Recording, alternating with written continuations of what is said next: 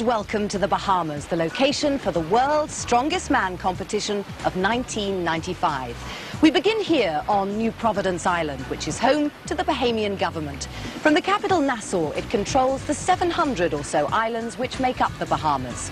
Today, 20 strong men from around the world have come together to do battle for this year's crown. Among them, the man who currently holds it, Icelander Magnus Ver Magnusson. He'll be defending the title he fought so hard to win in last year's nail-biting final at Sun City in South Africa. Magnus, in fact, now in the lead at the third. This is real drama. It's Magnus and the time is fast. This one is for the title. 29 seconds. Herbold, Keary and the rest are beaten. This year's challenge could prove even harder. The competition comprises one extra heat, which means there'll be 10 men in the final compared to last year's 8. With more on the first heat and who's taking part, here's Paul Dickinson. The format is simple. There are 4 men in each heat taking part in 4 different events. If you win an event, you score 4 points. If you come second, you score 3, and so on. And the 2 men who accumulate the greatest number of points in each heat, they progress through to the final. But qualifying is not going to be easy. Every event is a real test of strength and determination. So now let's meet the men who will get the World's Strongest Man 1995 well and truly underway. Namibia's Anton Boucher, a surprise finalist last year, is the youngest man in the competition. He claims he has the strongest arms in the world. Magnus Ver Magnusson, as you just saw, is the defending champion. The man that everyone fears most, he is a fantastic all-round strength athlete. Weighing in at an incredible 400 pounds, Joe Onosai from Western Samoa is a tribal prince who's got a fierce competitive streak. To complete the lineup, Baron Venenberg is the Netherlands' strongest man and certainly one of the most muscular we've ever seen in this contest. At the eastern entrance to the island's harbour stands the ancient Fort Montague, and it's here that the crowds are gathering for the start of the contest. The first event is called the Car Walk. This car, complete with its engine, weighs around 380 kilograms, which is about 58 stone. The idea is to put the car onto your shoulders using these straps and carry it as quickly as you can down the course. Now, just getting the thing off the ground seems pretty impossible, but in fact the hardest part for the strongmen is actually controlling the vehicle once it's moving. As if the 25-metre course weren't enough, the competitors must also conquer their nerves. Doesn't matter how experienced you get, you still get nervous, don't you? Yeah, just a little. How do you feel about this year? Last year you were a first timer, this year you've got more experience. Yeah, this year I'm more experienced. Last year I was on my nerves, you know, and I will do better than last year. It's a very tough group you're in, though. I am. Joe, you're bigger this year, you look very much fitter than last year. You must feel well. Yeah, I was 350 pounds last year and 400 pounds this year, but I'm a lot better fit. I feel great. By contrast, Baron Venenberg too busy preparing for this first event to tell us exactly how he feels, or perhaps he's feeling a little bit nervous because in Orange 2 years ago he tried this event, he didn't like it, he never managed to leave the starting line. So the final preparations for an event which is really going to test our strongmen to the limit.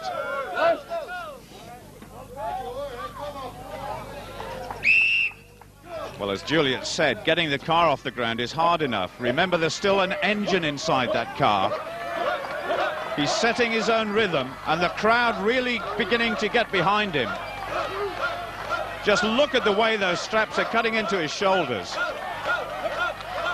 He's just past the 10-metre mark. He's taking very, very small steps indeed. This is beginning to look like a real struggle for Venenberg. It looks absolutely agonizing. He's now got about 5 meters to go. He can pick it up and start again. The time limit is 90 seconds. It looks as though he's going to have difficulty getting moving again. He just gets a little dive forward to get the extra yard or so. A measurement will have to be taken if he can't complete the course.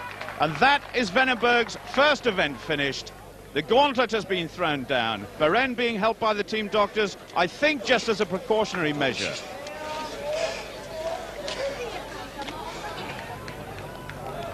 Anton Boucher, the youngster, up next, looking a little nervous.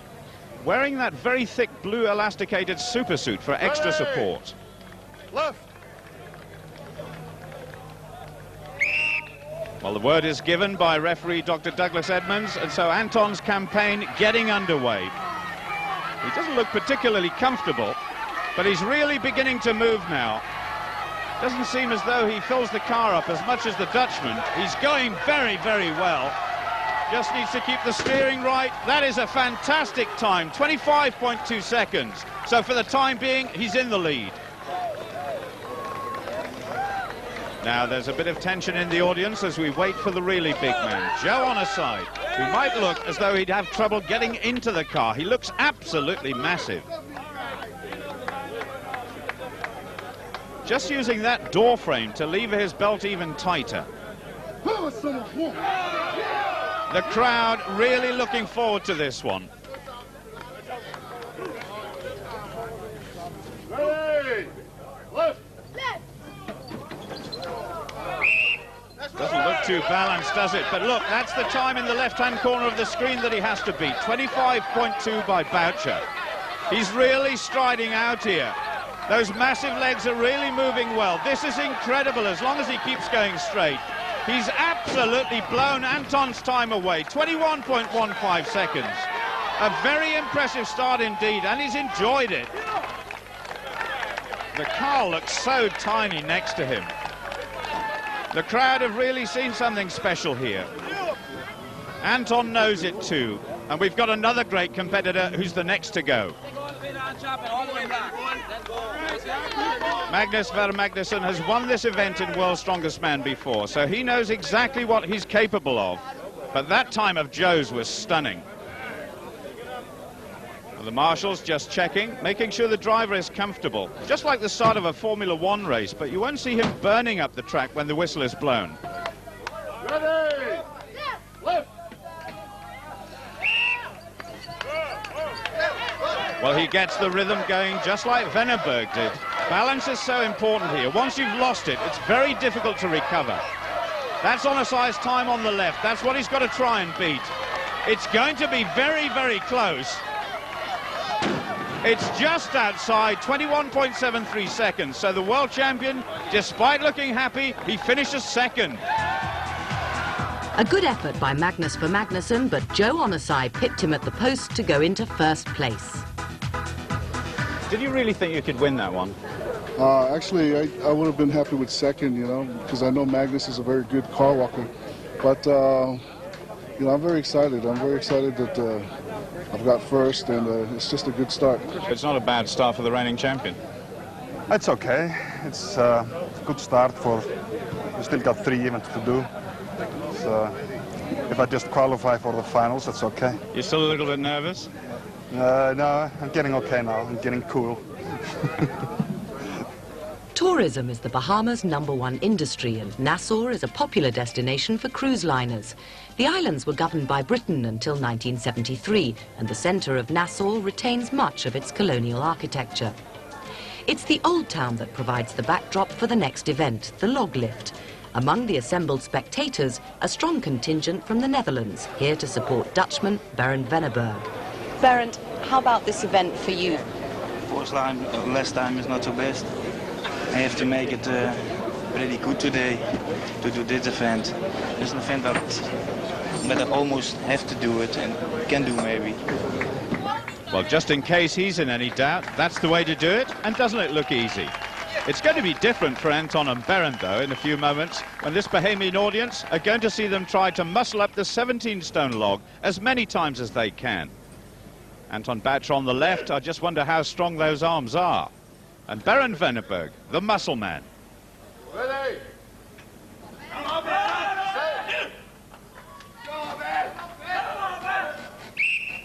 The scores will be shown at the top of the screen, and Veneberg has started very quickly indeed. Boucher already going behind. You can see both men's scores, and they're rising very quickly indeed. Tremendous definition Veneberg has. Anton taking things a little bit steadier. That may be a tactic. In fact, he's beginning to catch Bernd up now, and this is where the arms and shoulders really begin to hurt. The Dutchman, in fact, is beginning to fade. They're level now. And there he goes on to 20. Venneberg beginning to struggle on 19. It looks as though Namibia is going to win this pairing. Anton wins it, he's on 21. That was almost a case of the tortoise and the hare. A splendid effort by both men, but Venneberg looking very disappointed. And Boucher querying his score with the judges. For a 19 scored, were you happy with that? No, it's not enough. I need to have, like the same as in the training, about 20, 21. Did the referee count every one of yours, or did he cut you down on the number? No, yeah, you've got officials on each side and they count it. If you don't lock your arms out, there's no lift. You've got two very strong competitors to come, Onosai and Magnusson. Yes, Is that sir. going to be enough? 21, I don't know. I don't think so. Anton's total is formidable, but with Magnus and Joe getting strapped in here, are we going to see his score eclipsed? Ready, set, go, no. A referee Edmund shouting something to Onosai there. The huge Samoan having trouble getting the log all the way down to his chest. But both men's scores ticking away, and it's Magnusson with the slight advantage at this stage. Joe just pushing away, making it all look so easy. Magnus just with a little bit more body movement, approaching 20 now. He's trying so hard to move ahead of Anton. Joe's still going. He's catching up the Icelander, in fact, and going for the win. What a fantastic effort. It's 22 all, and look at this. He's got the 23. Magnusson is second once again. Onosai really has got off to a fantastic start this year. The top two putting on a great display for everybody.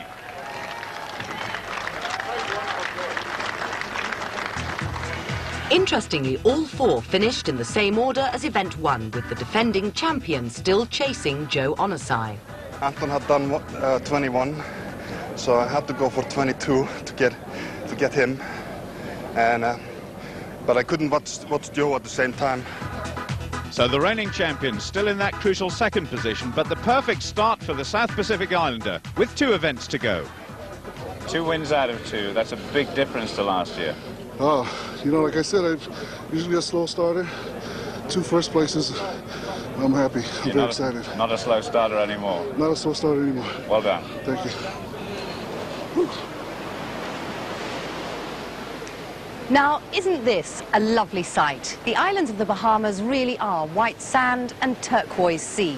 For this next event, we've left the colonial splendour of Nassau to come here to neighbouring Paradise Island. It's a 5.5-mile stretch of land which is linked to Nassau by a bridge. The island's primarily a holiday resort, packed with hotels. Its beaches are a haven for sun seekers, the sea a welcome respite from the intense heat. Prior to the start of the competition, Paul caught up with the reigning champion, Magnus for Magnusson, to find out more about the man whose title the other competitors are desperate to claim. After Sun City last year, I called my girlfriend and said, I'm not doing it again. That's it. I was wrecked. But after a while, you start getting hungry again. Now, you've been doing these competitions possibly longer than anybody else now. How did you get started originally? Well, I started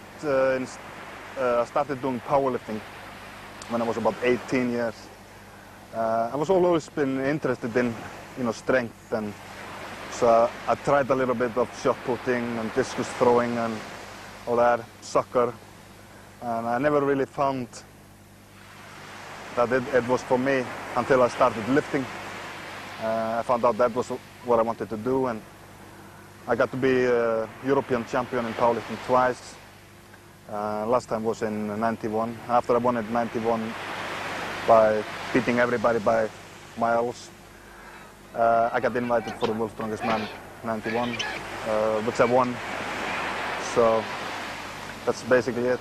Now, you've mentioned powerlifting, and there is also Olympic lifting as well, the sort of thing you'd find in Olympic Games. But this sort of competition, it's not just a question of that sort of strength, is it?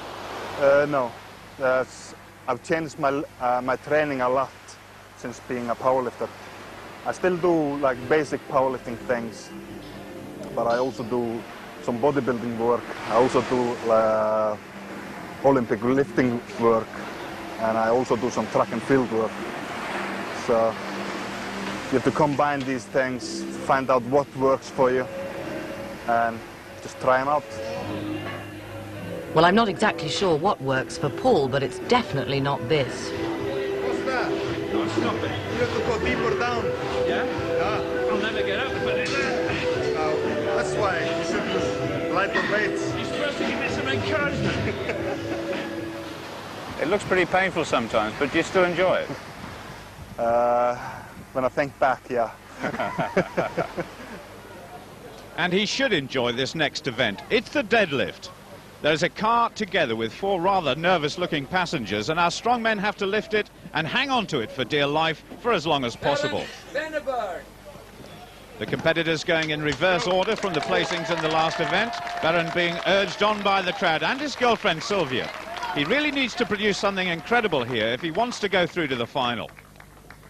He's going to be helped here to strap himself onto the car by Jamie Reeves, who won the World's Strongest Man back in 1989. He's now one of the organisers here in the Bahamas. So, let's see what Venenberg can do.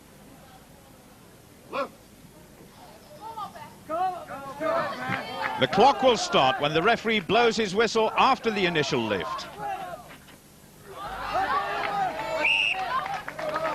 He'd be a very handy guy to have around in an emergency, wouldn't he?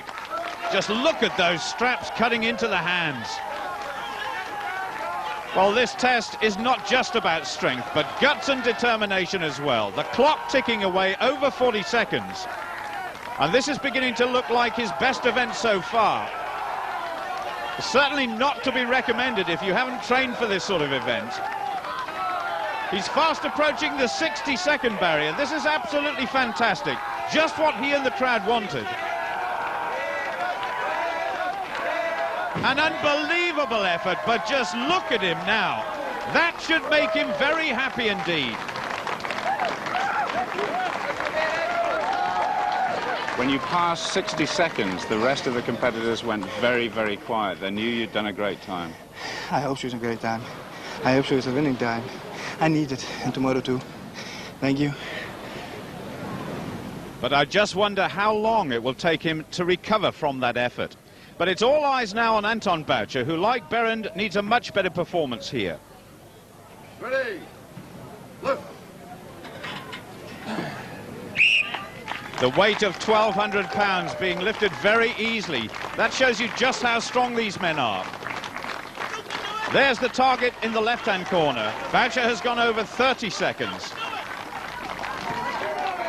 Venenberg watching intently, approaching 40 seconds now with total concentration. This is a very good effort from Anton Boucher. He's looking comfortable, but he's gone. That is a surprise. Anton looking subdued, and I don't think he can go through to the final. You have to wait and see how the other guys do. But next year, still a chance. I'm still young, I'm 22 years old. The other guys are 10, 15 years older than me. So I think there's a future for me. It does seem as though he's resigned to an early exit this year, unlike this man, for whom anything less than victory would be a huge personal failure.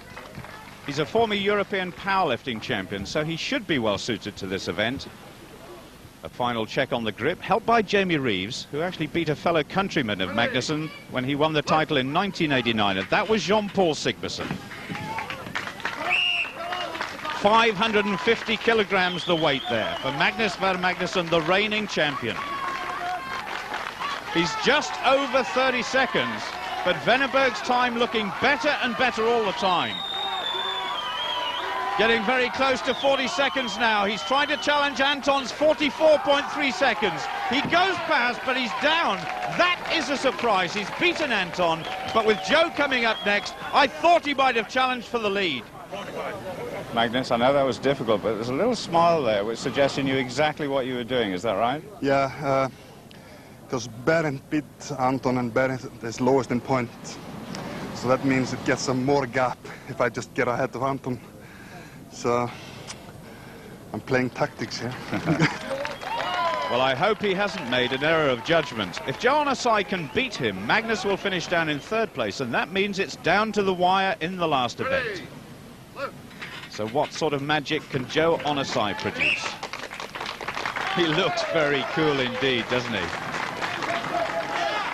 Solid as a rock is Joe Onosai, who's really hit a purple patch during this heat. 30 seconds now, and still looking comfortable. I wonder how those passengers are getting on. Approaching 40 seconds. He's now going to chase the time set by Anton and Magnus. He's actually enjoying it. He goes past Anton. He goes past Magnus. Now he's off to Venneberg. Oh, not quite, but it's good enough for second. After coming fourth in the last two events, Bernd Venneberg gets the win he so desperately needs. Joe slips into second. That's a big difference to last year. You were a surprise finalist. You're dominating this heat now. You must be delighted. Oh, very delighted. I mean, we're the only heat that we have 4 veterans in there, and including the world champion. So I'm just excited, very excited. He can afford a smile, but what about Magnus being chased by Berend into the last event? These are what are known as the McGlashan stones. The tradition of lifting rocks as a test of strength dates back hundreds of years. In the past, young boys used to have to lift a stone like this onto a wall at waist height to prove they were men. Now, in past competitions, the strong men have been required to lift 5 of these onto barrels. Today, though, they have to tackle 8, ranging in weight from 100 kilograms to 135, which is about 21 stone. And incidentally, nobody has ever managed to complete all 8 stones. So what price, Anton Boucher, going out in a blaze of glory?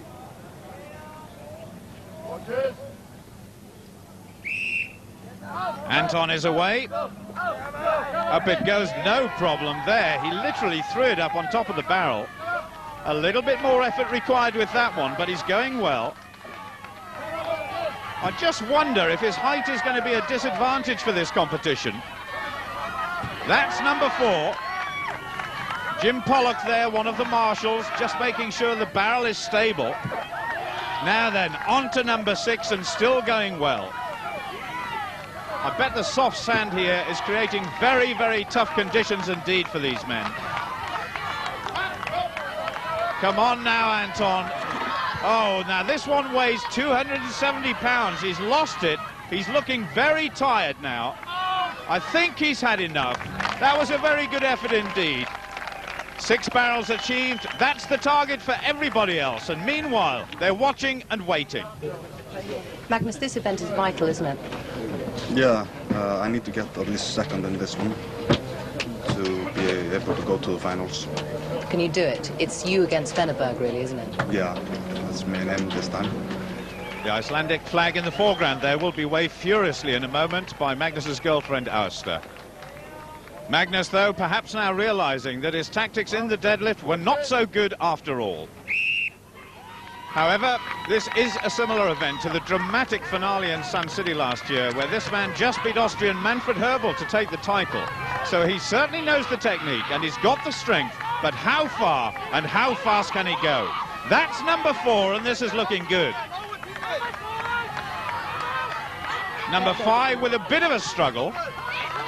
The crowd going absolutely crazy for Magnus, especially Auster, who can be heard above all the rest. Now number 7. This one weighs 120 kilos, and this is where Anton finished his challenge. The last one coming up, all 20 stones of it, 280 pounds. Can he do it? Can he become the first man to get the 8 stones? He does. Fantastic, and he might well celebrate. I think Venneberg knows his chance is gone. Magnus, I guess the sign of a true champion is to do it when it really matters, and you did exactly that. Nobody's ever done that before, 8 stones. And it was pretty hard, actually, and I had to go fast.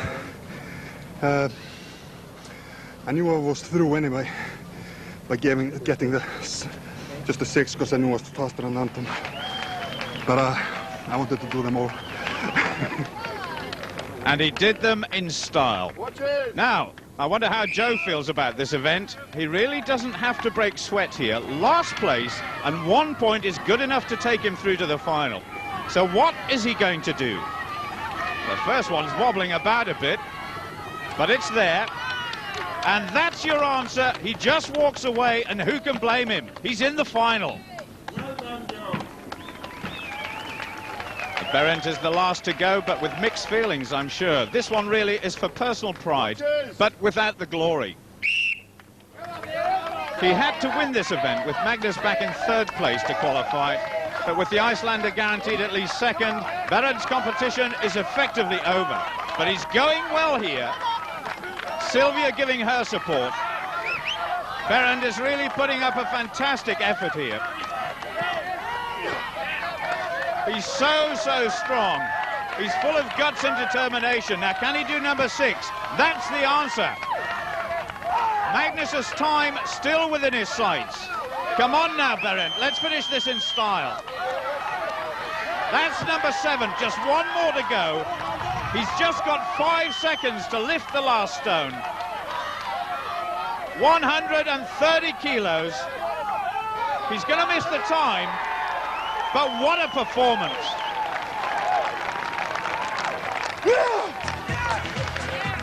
So Ver Magnusson wins and gets a world record in the process. A great try by Wennerberg, but not quite enough. Brand, a magnificent performance. Only the second man to have ever lifted all 8 stones. Magnus, of course, the first. But you must be disappointed a little bit. I was disappointed. I give all that I have. I'm making disappointment the car walk. I can't do nothing about it now. There was blood, sweat, and perhaps even a few tears. But there it is. Magnus and Joe are our first qualifiers for the final. How do you feel about the final now? You've cruised through, really. You've produced some tremendous performances. Are you confident? I'm very confident. I think the finals have a lot of events that are advantageous to the bigger band, so I'm really excited and looking forward to it. So, after that grueling contest, we have our first 2 finalists. The defending champion, Magnus Ver Magnusson from Iceland, and the huge Samoan, Joe Onosai. But there are still 4 heats to go and 8 other strongmen to qualify. Competitors in Heat 2 include the Briton Gary Taylor. Now, Gary won the competition in 1993, but last year he got knocked out in the qualifying heats. Is he back on form? Next week is Children in Need, so we'll be back in 2 weeks' time. I do hope you'll join us then. Goodbye.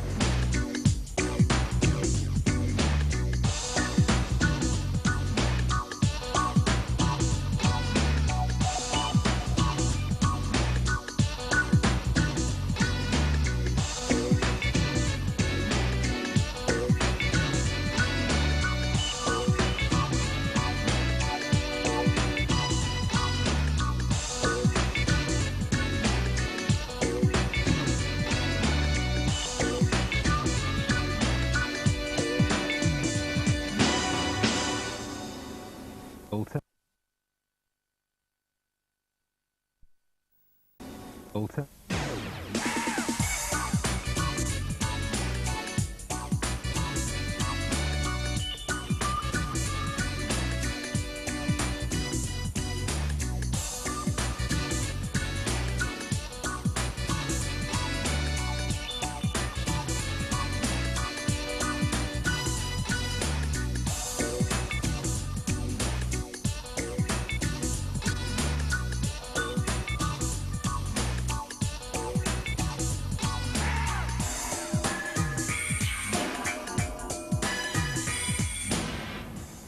Hello and a warm welcome to New Providence Island in the Bahamas, where the stage is set for Heat 2 in the search to find the world's strongest man of 1995. New Providence is home to the Bahamian capital, Nassau, and to more than half of the total population of the islands. Now, in the last programme, we saw the defending champion, Magnus Ver Magnusson from Iceland, and the Samoan, Joe Onosai, both qualify for the final. Among those trying to join them today is Welshman Gary Taylor.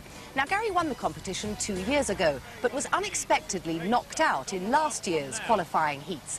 This time around, he says he's determined to succeed. Fastest time of anybody. Well, with more on the challenges that he and the other competitors face here today, here's Paul Dickinson. As we saw in the first heat, qualifying can be very difficult, but our format is simple. There are 4 men in each heat taking part in 4 different events. If you win an event, you score 4 points, 3 for second, and so on. And the 2 men who accumulate the greatest number of points, they progress through to the final. Well, as Juliet just said, it was Gary Taylor who created the biggest shock last year, making tactical errors rather than lacking in strength. I just hope he doesn't make the same mistakes again. So now let's meet Gary and the rest, our competitors, in Heat 2. Stasas Mesias is a champion weightlifter from Lithuania, a country which idolizes its strongmen, but he's got little experience in this type of contest. Wayne Price is one of the biggest men in this year's competition, 23 stones of solid muscle, which could make him a real contender for a place in the final. Bernard Roll is a totally unknown quantity, but one thing is for sure, the support he will get in the Bahamas will be fanatical. Finally, Gary Taylor knows his reputation is on the line, but he's back to his best, having set a number of world record lifts in 1995. The contest begins at Montague Bay on the eastern end of the island, and hundreds of spectators have flocked here for the start. The first event has a distinctly nautical theme, which I suppose isn't that surprising, seeing as we're on an island in the middle of the Atlantic Ocean. It's called the anchor pull. Now, while most of us use an anchor to secure a boat, the strongmen have to carry this one down the course, weighing around 16 stone, that's 100 kilograms, and then drag this white anchor back up again, and it weighs 35 stone. The 25-metre course is likely to prove hard, even for the most experienced competitors. Gary, just looking a little bit pensive. Well, as has been proved in last competitions over the last few years, I'm a notorious slow starter, so obviously I'm thinking quite a lot about this one. It's the anchor drag. Quite difficult. You've got to run 50 metres carrying these things. Unknown quantity. 2 competitors in the group we don't really know anything about, so trying to get my mind psyched up, ready for it. Aš esu optimistas, Mano grupės nariai yra labai stiprus, galingi vyrai, man labai malonu su jais rungtyniauti ir paprasčiausiai man perbėgo turbūt juoda katė kelią, kad man truputį trūksta laimės. Tiek. I think you've got a tough group today. Yeah, and there's a tough event today, especially after seeing the anchor today. It's not going to be easy. It's going to be a real tough event. You've got a former world champion in your group, in the qualifying group, Gary Taylor. How do you feel about that? Well, I'm gonna go there and give Gary Taylor a run also, you know, and maybe the best man win.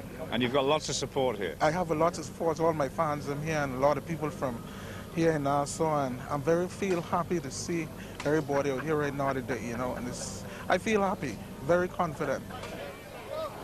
There's a real carnival atmosphere here, mainly thanks to Bernard, who's the first competitor to try and negotiate the 25-metre course.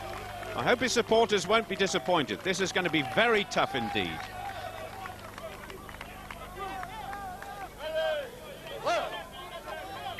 Well, that part looked easy, and so the second heat gets underway. Bernard, one of 2 brand new faces in World's Strongest Man competition this week. Stasas Mesias, he's the other, and he will go next. Well, Bernard already having a slight problem, but if you think this anchor looks hard to move, just wait until the next one gets underway. There must be easier ways of making a living. Almost at the end of the first leg of the journey, and he just strolls over to the start of the next one. Now this is a truly massive weight to shift, 230 kilograms. That's about the weight of 2 Frank Brunos he's trying to drag along the ground. I can't imagine any of our strongmen are looking forward to this event. The grip on the iron loop looks as though it's going to be one of the most difficult parts of this event to master. But I tell you what, Fort Montague hasn't heard as loud a cheer in many years. The crowd are going absolutely berserk. Roll there, he's wearing a gum shield so he doesn't bite into his own tongue when he's making his effort. So that's a new innovation in World's Strongest Man. If he does come to a complete stop, a measurement will have to be taken, and that will be the target for the rest. His heart will be racing at about 180 beats per minute now, and this looks as though it's the end. Referee Doug Edmonds in the yellow shirt, he will mark the spot. Stasys Messias must have mixed feelings having watched Roll's efforts. As he said in his interview, he will need a little luck to come through this competition in style. Looking very nervous at the start. Off we go. And look at this, a brilliant start, just demonstrating the sort of explosive power he's got as an Olympic weightlifter. Tremendous determination by the Lithuanian. Almost throwing that one down there in contempt, but how is he going to handle this beast? Well, weightlifters are renowned as having very strong grips, so that shouldn't be a problem, but his relatively light body weight of just 120 kilos, that might be his downfall. He's still behind Roll at the moment, so he needs a few more meters yet. It's a long, long way to the finish. And there's Roll's marker just behind. He's got about 3 meters to go to catch him, but he's had enough. That was a real baptism of fire for Messias, and it was very hard indeed. There's the measurement taken. And now Wayne Price strides out looking as if he really means business. He competed in his first World's Strongest Man in Sun City last year, but he didn't make it through to the final.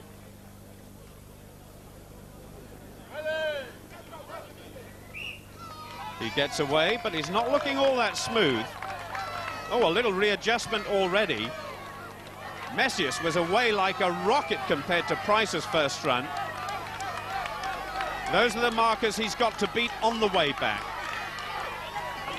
Throws it down. Now, how can he handle this one? He's got absolutely massive muscular development in his upper body. And already this is beginning to look good. He's tremendously strong. Huge biceps, probably bigger than most people's legs. He's gone past Messias. Now he goes past Roll. Takes a little rest, so good points already for Price, with only Gary Taylor to come. Well, when it comes to an endurance event like this one, our strong men's muscles really start to burn after this sort of effort.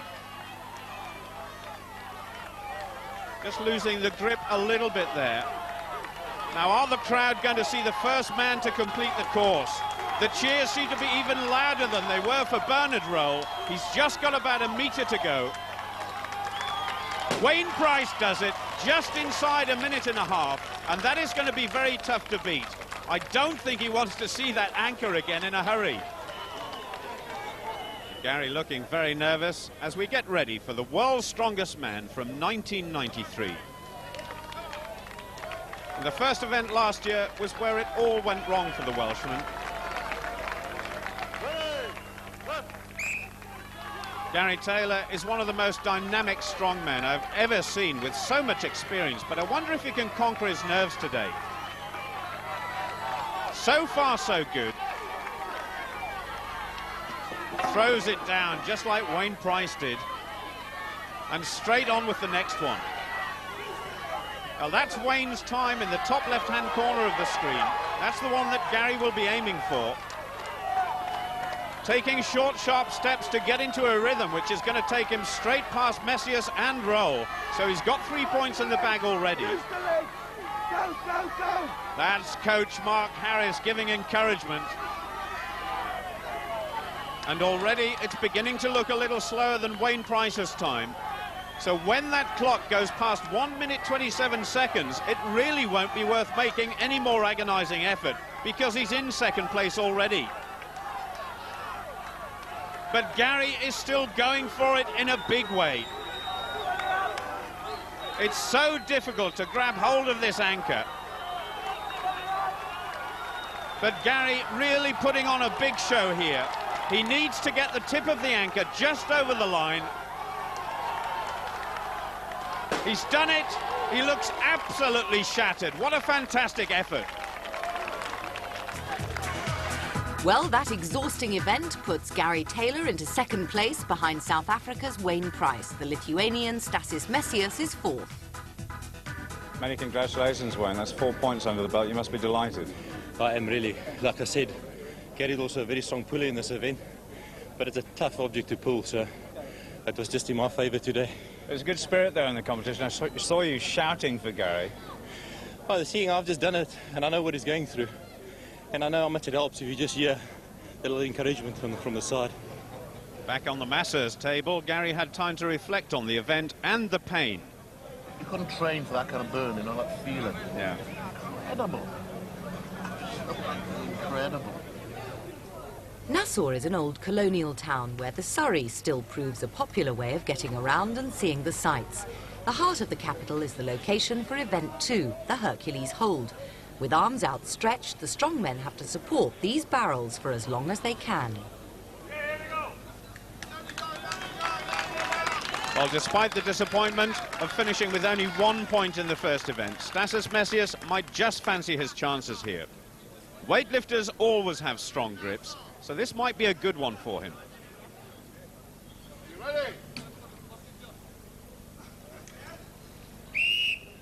This is almost as much a battle of willpower as strength, and not an event that Gary Taylor is looking forward to very much because of a history of hand injuries. Messias already finding this one difficult. Those barrels weigh as much as a fridge freezer with all your Christmas shopping in it. And the grip looks as though it's on its way out. 23.87 seconds, and somehow I don't think that's going to be enough. Well, now the crowd are going to get very noisy indeed. Bernard Roll walks in, the strongest man for many years in these parts. Calls himself Spinks after one of his heroes, the former heavyweight champion of the world. Those two giant barrels on each arm, and a great big barrel chest approaching 60 inches in circumference. He's going to go past the Lithuanian's time, and he looks in perfect control, almost relaxed. Well, that is going to send Nassau wild. Are we going to build up to another one? This is a fantastic effort. If you can imagine your arms about to be pulled out of their sockets, that's what these guys are going through. 46.55. For the time being, Bernard is a star. Your time is just over 46 seconds, so did you expect that much? No, I didn't expect that, but the crowd pushed me on and made that possible. Well, Gary has performed in front of crowds at Olympic Games and World Championships and many strength contests, but I'm not sure he or his family there would have ever heard anything like that last cheer for Bernard Roll. Now, how much did that last event take out of him? And can the old injuries, not only his hand, but both biceps as well, hold out in the face of a tough target to beat? There's Mamroz in the left-hand corner, hoping that Sun has got things under control. He's going to go past Stasys's time. Oh, now the left hand may have given out a bit there, and all of a sudden it looks like agony. 31.76, but Gary and his supporters looking concerned. Was there a problem? I've really worked hard on my grip over this year, and the last time I did that I managed 53 seconds. But yesterday with the ankle pull, I pulled a little bit on the finger. I know it sounds like excuses, but unfortunately that's another problem. I just, right hand was fine, but left hand went, just bump, nothing I could do to stop it. Well, I hate to say it, but Gary's disappointment may turn into a bonus for Wayne Price. If Wayne can pick up big points in this event, he would emerge as an early favourite to go through to the final. Just look at the size of his shoulders and arms. This is a strange event in some ways. Certainly Wayne capable of lifting huge weights in the gym, but the strength required here seems so specific to that grip and the shoulder joints, and a lot of determination. He's getting close. He's gone past Stasys. Now getting close and shooting for Gary Taylor's time, and he's short of it, just short. So the bonus actually belongs to Gary Taylor, and Roll can hardly believe he's won. I thought the 31 was there. I thought I just had him, but the end just went. I couldn't hang in there anymore. So Wayne gets third, Gary Taylor a respectable second place, but a win for local hero Bernard Roll. Bernard, well done. What's it like to feel a winner? I feel pretty good, but I'm in shock right now because I never do nothing like this yet, and it's the amaze to just go there and beat all the world champion and those guys, and these guys are good, and it's, you know, I feel very good, you know, and I am happy all the crowd are here supporting me, and I feel great. I bet he does, especially as it means he's tied with Gary Taylor and Wayne Price for first place at the halfway stage.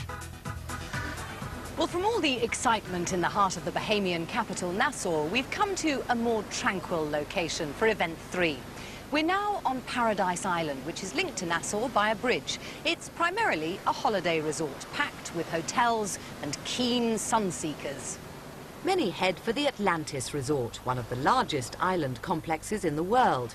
Here there's plenty of scope for relaxing, which is just what Gary Taylor was doing when Paul caught up with him before the competition began. You're one of the most experienced men in the world at these sort of events now. Tell us briefly how you got started in these sort of competitions. It goes back a long, long way. I started actually weightlifting when I was 18 years of age, way back in 1980, dare I say. And it's all started from there. I've done Olympic lifting, Olympic standard, bodybuilding, powerlifting, and I started strongman in 1989. He really is a good snatch lifter. He's got to do well here. Get up. We're on the way. Was becoming world's strongest man the best thing you've ever done in sport? I think achieving at any level is good, but actually becoming a world champion obviously has to reign supreme above anything else. And it was one hell of a feeling, yes. There's some very serious moments, aren't there, in the competition itself, but generally I think you guys get on very well indeed, don't you? I think that's been one of the better things of this sport, as people have seen on television over the years, is the friendship and the comradeship of all the competitors. And even if we don't do really, really well, you know, we never fall out over it, we always get on well. I'll tell you what, though, the competitive streak goes everywhere with these guys. Much to the disgust of the shark, of course. But as we head back home, so will our reluctant visitor. All right, here we go. Not surprisingly, all water sports are big business in the Bahamas. Not as strenuous, though, as the next event awaiting the strongmen. Fun aside, the battle recommences, and Event 3 is called the log lift. There's still everything to play for, and nerves are running high. Are you feeling confident?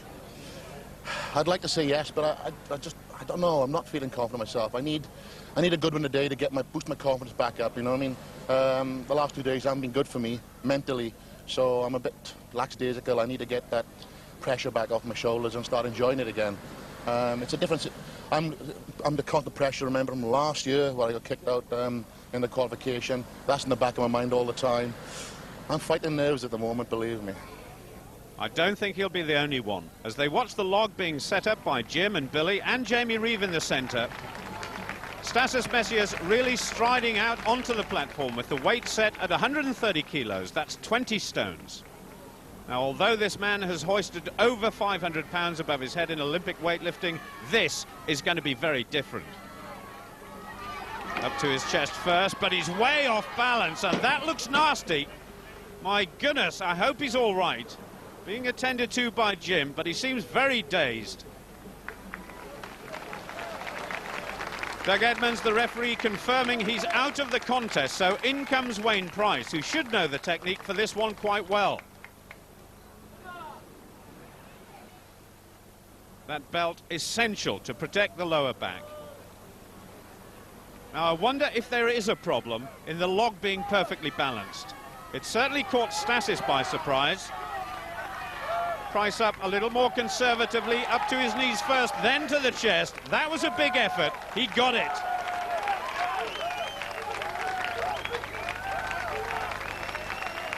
Well, Gary, also an experienced man in weightlifting. In fact, an Olympic silver medalist in the lift you saw, the snatch. This log lift is more like a clean and jerk, which is the other weightlifting discipline in Olympic competition. Almost rolls it up to his chest. Very confident indeed. A good start for Gary in an event which should be his best of the three so far, and being appreciated by the crowd. The news for Bernard, though, is not so good after winning that last event. It turns out he's strained a bicep muscle, so I wonder how it's going to affect him here. Trying the same technique as Gary, but not looking as good for Bernard. Oh my goodness, he's out of the contest, and there's almost a stunned silence from his supporters. Sympathetic applause, and the bar rising by 10 kilograms, but Bernard will have to sit and watch, and he's having some major strapping to his arm. Gary giving Wayne a few last-minute tips. These two have been training together quite a lot this year, and Wayne has certainly benefited from Gary's expertise. The weight, 140 kilograms, just over 300 pounds. He didn't quite get to grips with the technique on the first lift. Heaves it up to his chest. Now he must settle himself for the final effort. He's got to get on balance. He gets it up, but I'm not sure he locked out his right arm. I think that's going to count as a failure. He confirms that with a shake of the head and a few signals to the referee that he doesn't think the log is balanced. The log is very lopsided to the right-hand side. I actually got it locked, but my feet went in the right placing because I was countering for the weight balance of the log. So, I mean, I got my 3 points, and I'm not going to push myself and maybe get an injury. So you're not going again? No. So that leaves Gary, who has had the weight increased to 145 kilos, and if successful, it means his first win this year. Oh, that's very impressive. Who is the strongest of them all, he says, and who are they to argue? That's it, finished. Don't need any more. So Welshman Gary Taylor gets the win he so desperately wanted. Wayne is second, and Stasis is still struggling in fourth place. It's a heavy start. To warm up with 135 kilos or whatever it was is a lot, and it showed with Bernard Rowe tearing his bicep. Only for the two lads went out the two roll and thing. It was just a matter of me and Wayne messing around and having a bit of fun, really. I got my first win, as you say. Good to be back on top again. The log lift made a big difference to the overall position. Taylor and Price now emerging as probable finalists with one event to go. Down on the beach here, the competitors are preparing for the next event. It's called the boat loading race. What they have to do is run over there, pick up each of those 5 sandbags, which weigh around 90 kilograms, rush back through the water and put them down on the platform here. Whoever does it in the fastest possible time wins. Despite being so far behind, Stasis Messias is determined to give this event all he's got. O dėl varžybų, tai čia garbės reikalas, man dalyvauti iš visos jėgos. Do you think you've got a tough job ahead of you? No. This is not a tough job for me. I'm going out and I can do it, and do it with speed. Because this is the event now for either stay or go home, and I don't want to go home. Well, home for Bernard is not far from here, so if he doesn't want to make the short car journey just yet, he will have to produce something really special. He needs to beat Wayne Price by at least 2 places to keep the South African out of the final, so Stasis has a role to play here as well. I'm sure Gary Taylor won't make life difficult for Wayne, so really it's all down to these two men. This is really another strength and endurance event, similar to the anchor pull, so all the odds seem to be stacked against these two men. I think they've been a bit shell-shocked at times in their first World's Strongest Man competition, but I'm sure that when the muscles have stopped aching, they will reflect and say it was all a fantastic experience. Well, Stasis seems to have got his second win here, and if he carries on like this is very bad news indeed for Roll. The Lithuanian has made quite a few friends here with his rugged attitude to competing with the world's best. But Roll, well, I'm not sure he's going to get a second win. He looks absolutely exhausted. 14 stones of soggy sand in a sack would normally be small fry for these men. But after the rigours of the other events and their efforts here, it must feel like a ton. So Stasis coming in for his last, Bernard needing 2 more. But I think Bernard may have given it up as a bad job as Stasis ploughs through the water to beat Roll. A magnificent effort, 129.69. And Bernard must know his chance of being a finalist is gone. So I'm sure these two will have worked out that they don't have to compete with Stasis Messias' time. Economy of effort is what's needed here. As long as Wayne Price completes 4 sacks, he beats Roll and goes through to the final with Gary, who qualifies even if he comes last in this event. So a bit of an anticlimax to the outcome of this heat, but worth reflecting on two men in the final who've got a real chance of taking the major honours, given a little bit of luck. Well, the crowd here are still enthusiastic about this last event, and for these two, a gentle stroll in the afternoon. Having said that, who would want to go for a walk with a 14.5-stone man on your back? And Gary there, just looking over to Wayne, even suggesting they might slow down a little. Gary, great friends with Wayne Price, who plans on opening a gymnasium sometime this year in his hometown near to the South African capital, Pretoria. He's very definitely under team orders from his more illustrious partner. If you saw these two wandering around Wandsworth High Street after a training session, you'd be amazed at just how big they are. Together, they're almost as heavy as the three men in the front row of the England rugby team. So this should be the last sack, which will mean victory in this event for Lithuania, but a guaranteed place in the final for Wales and South Africa, and the teamwork has really paid off. At last, Lithuanian Stasis Messias gets the win he's battled so hard to achieve, but it was all too much for Bernard Roll, who comes fourth.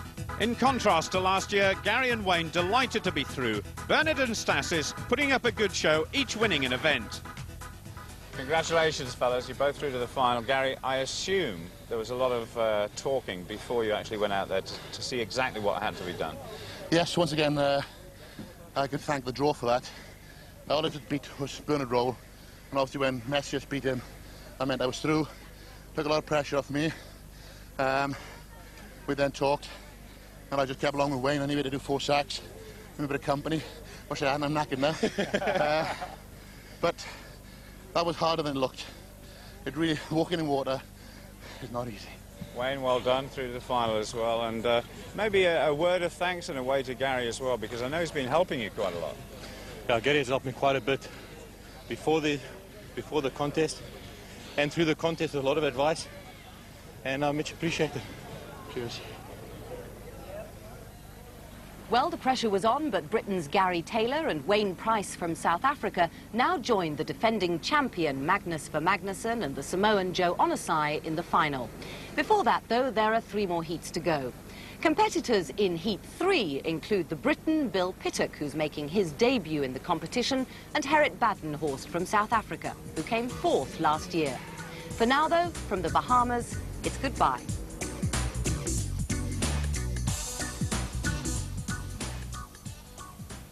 Well, I bet even some of those fellas are scared of the dentist drill, but that could soon be a thing of the past. Tomorrow's World Report's next on BBC One.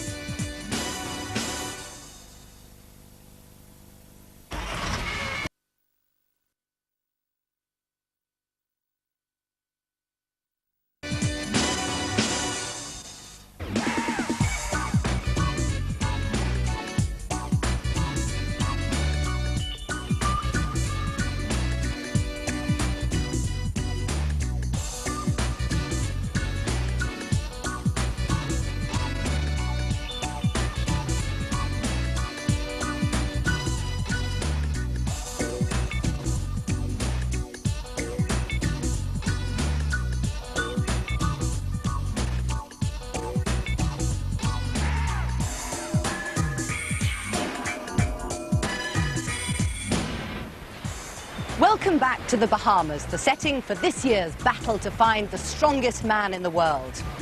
Today's competition kicks off close to the Bahamian capital, Nassau, here on New Providence Island. Over the centuries, the islands, which were governed by Britain until 1973, have been plundered by pirates, invaded by the Spanish, and today they're having to cope with an invasion of strongmen. Last week, we saw Britain's Gary Taylor qualify for the final, along with South Africa's Wayne Price. Hoping to join them today is another Briton, Bill Pittock, who's making his debut in the competition, along with Maori Colin Cox. Here with more is Paul Dickinson. We've got 4 brand new tests of strength for you this time, but the format remains exactly as it has been in the last couple of heats. Our 4 competitors taking part in 4 different events. If they win that event, they get 4 points. If they come second, they get 3, and so on. Until eventually, the two men who accumulate the most number of points in each heat, they are the ones who progress through to the final. Well, this week's lineup is led by the vastly experienced Gerrit Badenhorst of South Africa. He finished 4th in last year's final in Sun City. Let's meet Gerrit and the rest, our competitors for Heat 3. This genial South African is always guaranteed to light up any strength contest with his wicked sense of humour and a burning desire to win. Colin Cox is a newcomer, but the Maori powerlifting champion is quietly determined to put up a good performance and qualify for the final. Heinz Olesch was knocked out of his heat last year, but the big Bavarian has grown in stature and reputation in the last 12 months. Bill Pittock from Northampton has been around the strength scene in Britain for some time, but this is his first chance at claiming international honours. Today, calm and tranquil, the Bahamas weren't always so. To try and repel possible invasions, Fort Montague was built 250 years ago, and it's here the competition kicks off. The first event in Heat 3 is called the Super Yoke. Now, this pole has 2 lorry engines attached to it, one on either side, and together they weigh a total of 320 kilograms, which is just over 50 stone. The idea is to lift the engines onto your shoulders and see how far you can carry them. But just imagine, it's like having a 25-stone person on each arm. Not an enviable task, especially as the course is 20 metres long. You've already seen some great competitors around. Yeah, I've competed with most of them before, so I know most of them in Europe's Strongest Man and other various competitions, so yeah, I'm nervous. Last year, you learned a lot, so what's going to happen this year? So this year, I hope I'm in the final. That's the important thing, and if I'm there, then I look what I can do. I personally have realistic hopes. I realise the experience and the magnitude of the event that I'm about to take part in, but I'm very confident in my own abilities. You had a good year last year. Can you go a couple of places better? I was 4th, but I think hopefully a win this year. Well, Gerrit certainly not short on confidence. Colin Cox, though, thoughtful on his way to the first event, and the spectators perhaps disbelieving that anybody can even lift this weight, let alone walk with it. New Zealand, the first to attempt the Super Yoke.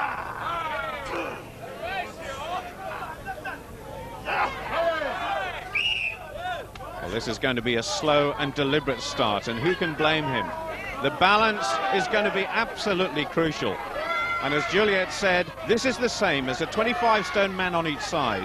If you were with us in week 1, imagine 2 giant Samoans the size of Joe Onosai on your back, and you get the picture. Well, that's Gerrit and Heinz getting an idea of what is to come. And Colin losing it halfway up the course and staggering around with the effort he's just made. What's the difficulty with that event? Because plainly you had the strength to lift the weight. It becomes a pendulum, so you can't keep a stable position.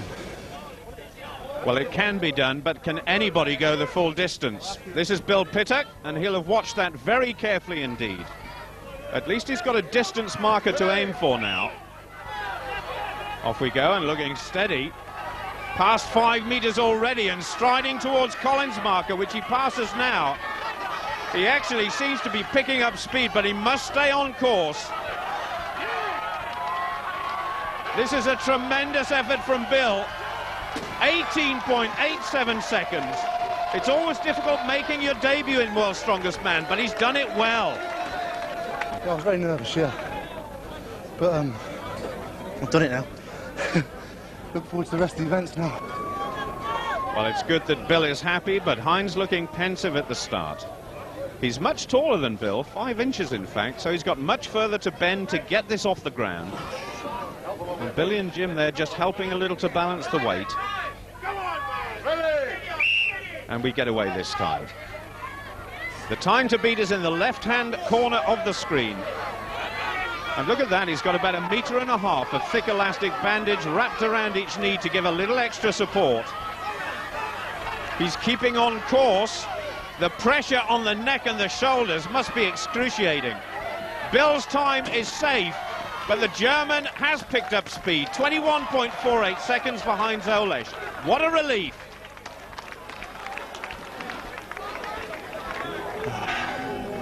I'm happy it's over. Do you think Herod can go faster than Bill? I think so. He's really strong in the legs and in the back. And if he can control it really quick, then maybe he can do it. Herod already enjoying the atmosphere here, and I'm sure he will have picked up on Heinz's comment about controlling the weight as early as possible. Very good news for Bill Pittock, because at the end of this event, he can't finish any worse than second place.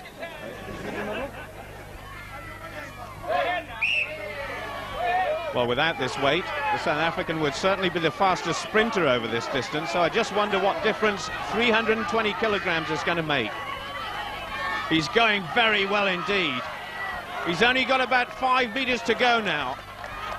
That is a massive chunk off Bill Pittock's time, just over 16 seconds, and he's going to get a fantastic surprise when he sees the time.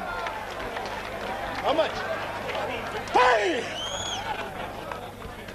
So, a jubilant Gerrit Badenhorst, he lies first, Briton Bill Pittock is second, but not such a happy Maori Colin Cox, who's fourth.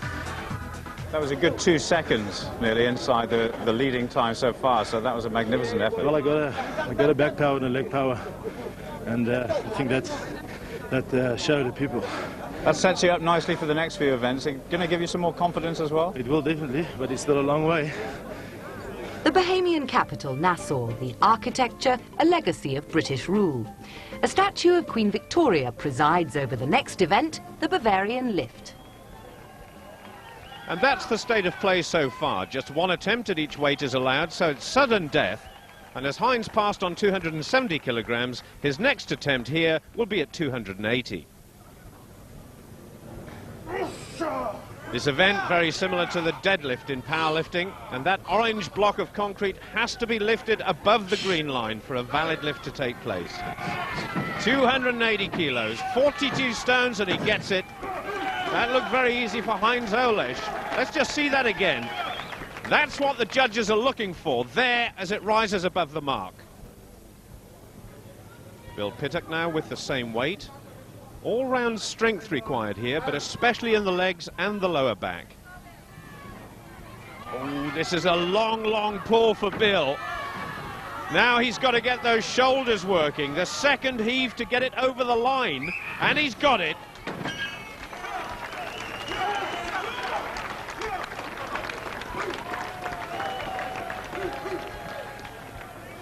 Now looking forward to the emphatic winner of the first event, and that's bad news for the rest, because this man is a former world record holder in the deadlift. Gerrit has lifted over 400 kilos in the proper competition, so this should be well within his scope.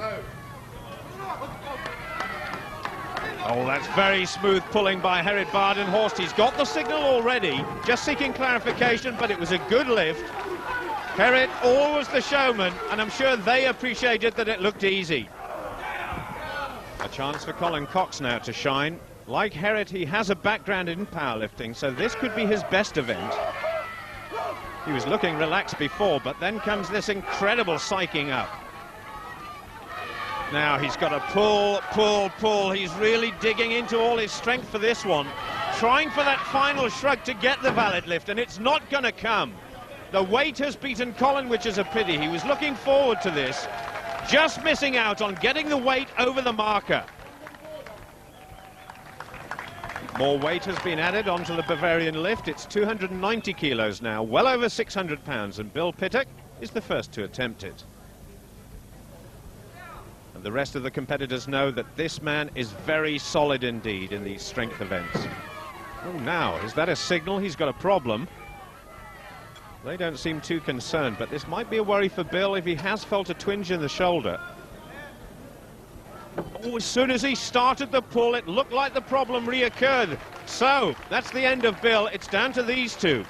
I felt something go on my shoulder. I put it down, went to do it again. It weren't happening, nothing's happening, so I've done something somewhere.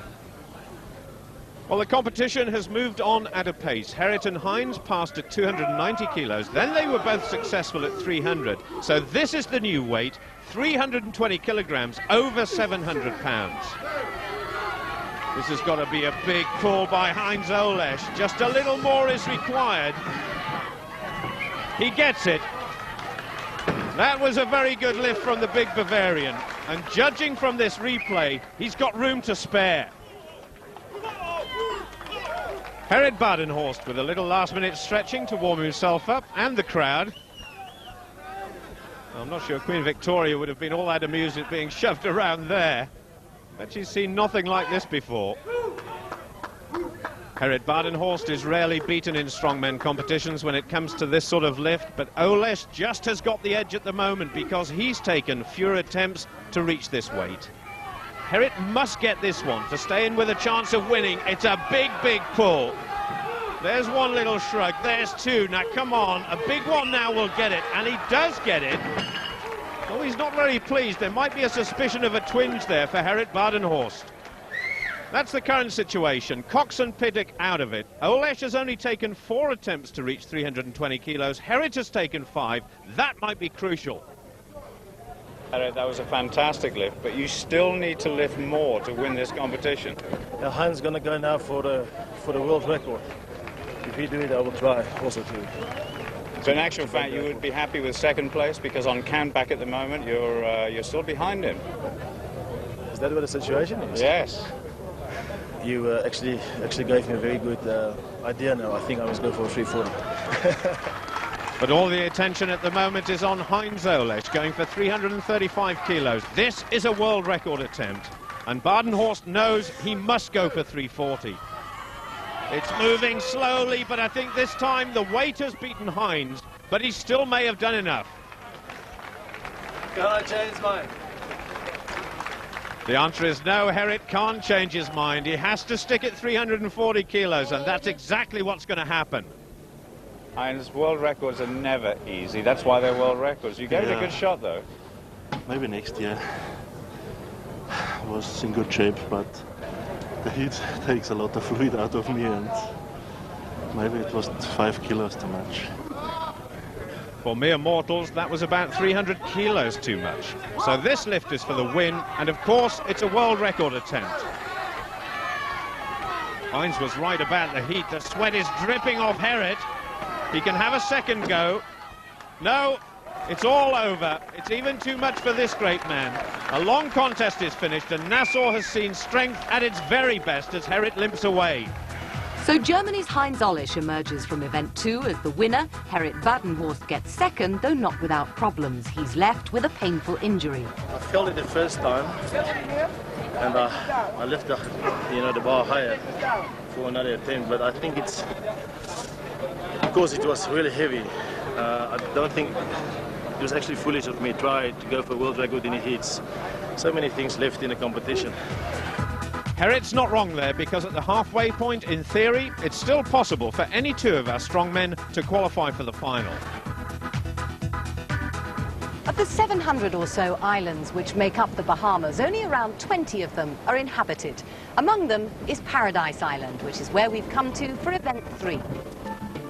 It's a 5.5-mile stretch of land crammed with hotels like the Atlantis Resort. It's a huge complex comprising beaches, swimming pools, and for those wanting to escape from the sun, it even houses a casino. But water sports of every sort abound. You can race around on a giant banana or just take it easy. Between events, one man doing just that was South African Gerrit Badenhorst. I met up with him to ask why he wanted to be a strongman. As a small boy, I was always, fascinated by big men, and like Arnold Schwarzenegger was my hero, and I always wanted to train and to be big and strong, not really strong but big, So Gerrit, how do you get to be the size you are? Well, it's 15 years of training, and training. Very, very hard work.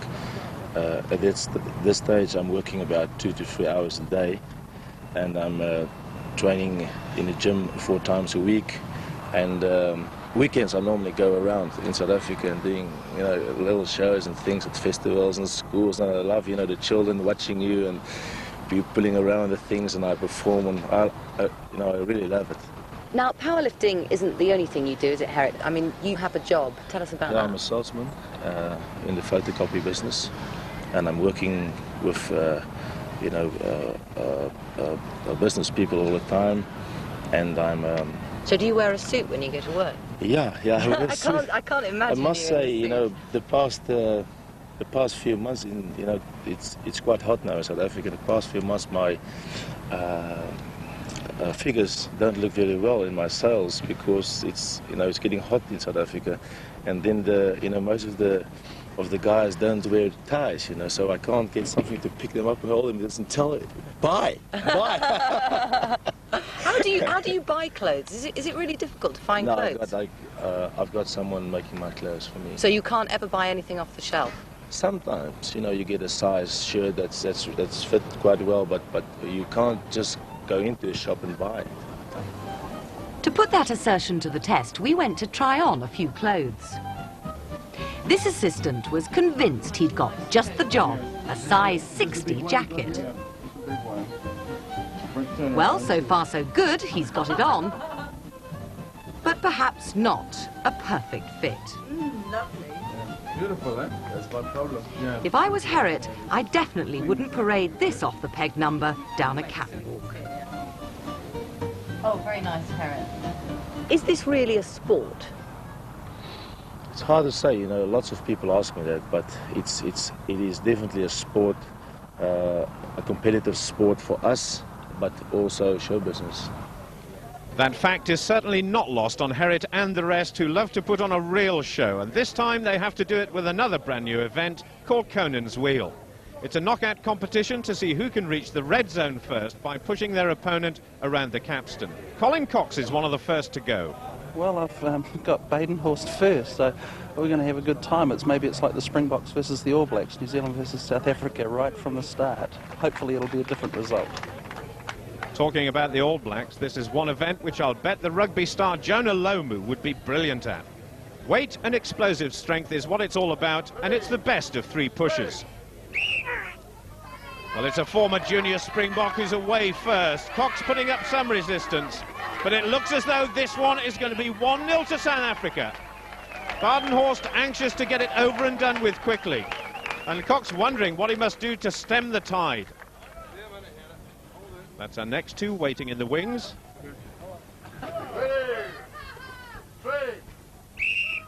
Round two, and again Herriot destroying Colin's effort. It was so quick. Cox was shaking his head. He didn't really know what hit him out there. Bill and Hines up next, and that picture is deceptive because the Englishman was blotting out Olesh, but the German is much, much bigger than Bill Pittock. A Northampton man, I think he's going to find this just as tough as Colin Cox did. This seems to be an event where body weight is giving a big advantage, but Bill Pittock, well, I was about to say he was going well, but that was a massive effort from Olesh. First blood to Germany. Bill has to dig in now on that right-hand side. He needs a superhuman effort now. Hines with the slight advantage, but Bill Pittock is really giving this one everything he's got. Hines just digging in as well, trying to pour on the pressure. It looks as though he's going to take him again. That would mean a place in the final for Heinz Olesh, and Colin Cox will face Bill for the third and fourth places. Heinz, in this sort of heat, did you want to finish that contest as soon as possible? Yeah, I want to do that. And I think if I win that against Herriot, then I'm sure in the final. That final will come after the battle for third place between two men who should be quite evenly matched. The grip is so difficult in the sand for the feet, but both men leaning on the bar. That's Kay, Colin's girlfriend, and I think he probably got the message. He's going towards his first win in this event, and that is going to give him a big boost. The temperature rising all the time, and Bill contemplating what he needs to do next.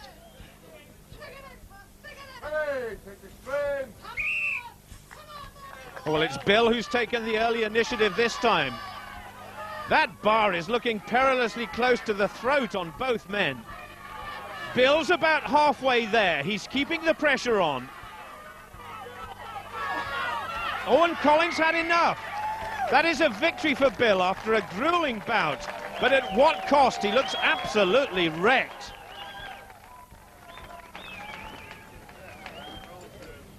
No sign of Bill for the third bout. But it's just been announced. Piddock concedes, so Colin will get the third place. And there's a bit of concern by the doctors for Big Bill. He's taken a real battering. Cox is on 4 points, Bill on 6 after this event. It all looks over in terms of who goes through to the final. Come on, guys! Colin, though, still a real sportsman, giving these guys every encouragement. At worst, Herritt will be on 10 points after this event and Hines on 9, so there's no way they can be overtaken for the qualifying spots. They're not going to make it easy for each other, though. Herritt is heading towards victory. He takes it, and he's going to enjoy it. But Colin's still clapping for both of them. Bill Piddock still with the doctors, but we understand he's okay, so on to the second bout. Oh, and Herritt just storms through that one. 2-0 and maximum points. Badenhorst is in awesome form. So Herritt gets his second win in the competition. Heinz Olesch is close behind, but it wasn't easy getting there. Heinz, a little surprised at how powerful Herritt was today. Yeah, I don't know what happens, but I think it was the start, and I moved backward, and I think that was the problem. It was heavier than me, but I think the year I played prop forward helped me a lot. You know that little shove? When you start off, you just straighten. When you straighten, you got a guy on the back foot. That's the time you had to throw in the ball. So. You don't fancy taking out rugby again? No. That's too hard. I'm too old and this soft now. Believe me, he's still pretty fit, and he's dominating this week's competition with Heinz Olesch, who is heading towards his first final with just one event left. Now, any motorist who's ever had a puncture and needed to use the spare tyre knows just how heavy and awkward it is to get the thing out of the boot. Well, imagine trying to handle one of these. This is a tractor tyre and the focus for the next event. The competitors have to flip it down a 15-metre course. Rolling it would be bad enough, but end over end seems a wicked test after all the bruises so far. Bill, technically, you could still get into the final at this stage, couldn't you? That'd have to be a miracle, actually, for me to get into the final. One of the things is I've got a real bad injury to my tricep and lattice torn. Ooh, that looks painful. Every time I pick something up, it hurts. But I'll do my best, like I've been doing all the way through. Each one weighs 300 kilograms. That's about the equivalent of 20 ordinary car tyres. What a way to finish your first World's Strongest Man, thanks to Doug Edmonds, the referee and designer of these events. Ready? Well, that's the easy part over. Bill and Colin fighting for pride here, and perhaps even the right to be invited back next year. Well, Colin already just easing ahead on the first flip. So Bill Piddock has got a bit of work to do. Now this is the big lift here. Colin going well. Another flip for Bill Piddock. He's really worked hard during these days in World's Strongest Man. Colin Cox is going for victory. No doubt about that. Well, it looks as though Bill Piddock has had enough. Now, come on, Colin, over the finishing line. It's a good time as well. That's a great finish for this Maori, who's drawn level with Bill overall. No breakfast, it's a bit tough. Eat a lot now, though. And he deserves it as we get ready for the last act. Were you a little disappointed with the last performance? Yeah, I was a bit, yeah. I thought I'd do better than that, but I can't lie, my injuries didn't bother me there, so just too knackered, basically, to do it. Well, last week we saw a similar situation when Wayne Price and Gary Taylor virtually just had to turn up to the last event to qualify for the final. They strolled through that event. But I must admit, Herritt Badenhorst and Heinz Olesch really look here as though they mean business. Colin's time to beat is 54.3 seconds. And Heinz already going well. He's making light of the fact these tyres weigh as much as both of those lorry engines we saw in the first event. He's creeping ahead of Herritt, who's had two magnificent victories so far to the German single win. That was in the Bavarian Rocklift. But this last flip by Herritt was really fast, and Hines is going to spot him drawing level just out of the corner of his eye. Herritt is going in for the kill. He's actually shouting at Hines to get a move on. I don't know where he's found the energy from. He's done it again, and now he's really milking the crowd. The time is going to be very fast, and that is one confident strongman. Badenhorst with victory number 3. Hines just needing one more flip of the wheel to finish. That looks as though it's just one flip too far. Total exhaustion, but at least he can look forward to the final.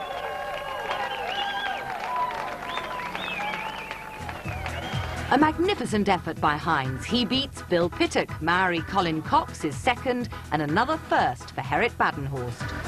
The South African demonstrating fantastic strength this week with a near-perfect score, and Heinz Olesch joins him in the final, his first in World's Strongest Man.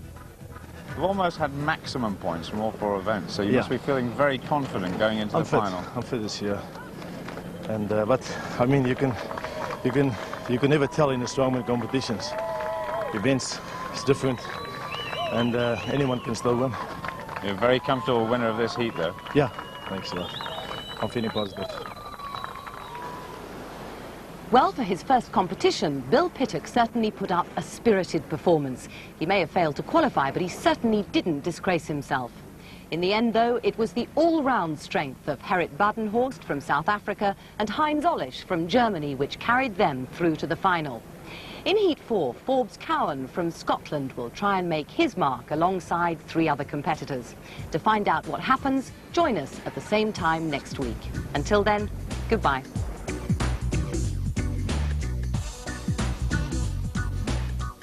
Smaller than a sugar cube, a micro-robot in tomorrow's world, next on BBC One.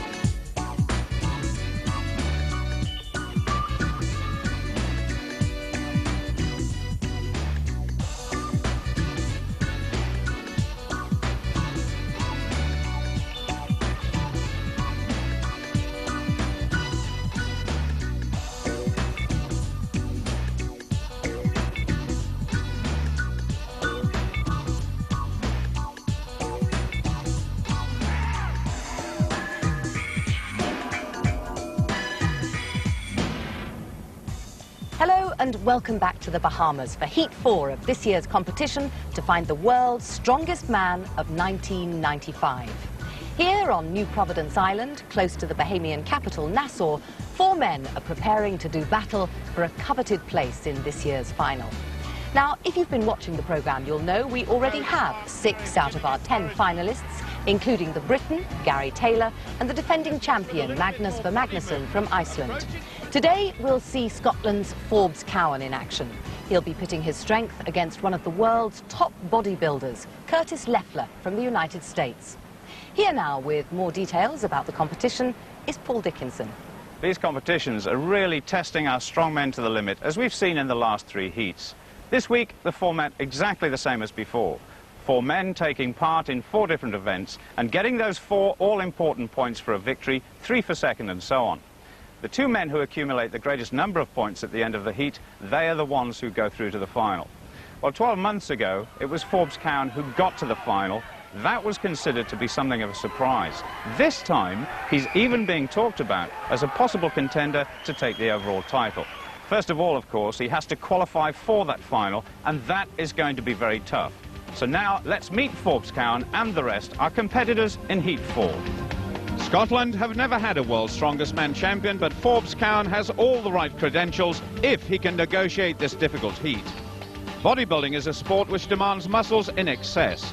That is why Curtis Leffler is one of the biggest and best in the whole world. Flemming Rasmussen is easily the heaviest man in this heat at over 150 kilos. Denmark's strongest man is making his debut in the competition. And finally, another debutant who's by far the tallest. Marco Varilahti from Finland is being hailed by his countrymen as the new superstar of strength. In last week's heat, we saw the competitors carrying car engines. Today, they'll begin by pulling 6 cars, complete with their engines and with 20 passengers.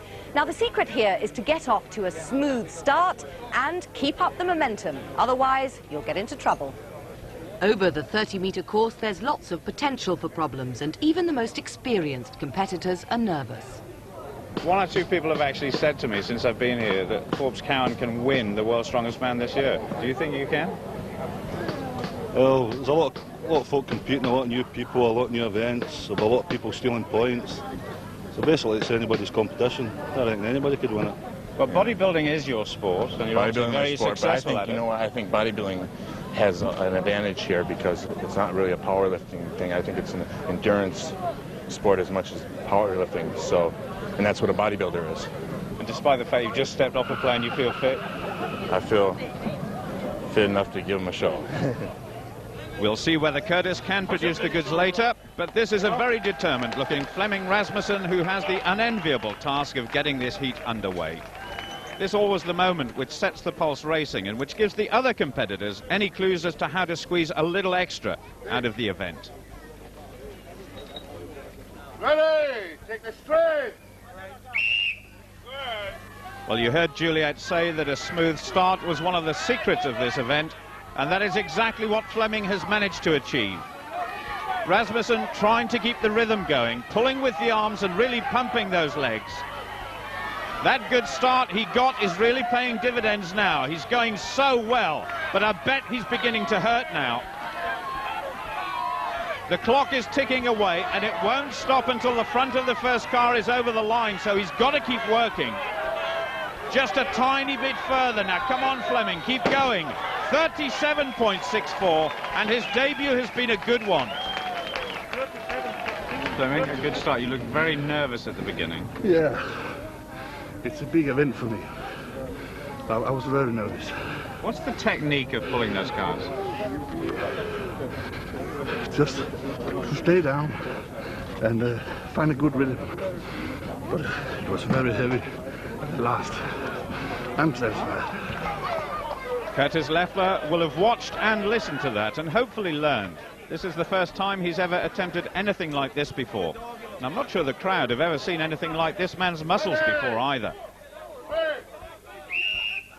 He's just returned from one of the top bodybuilding contests in the United States, so he's in tip-top condition with his muscles looking fit enough to burst because of the incredible training regime and the diet he's just been through.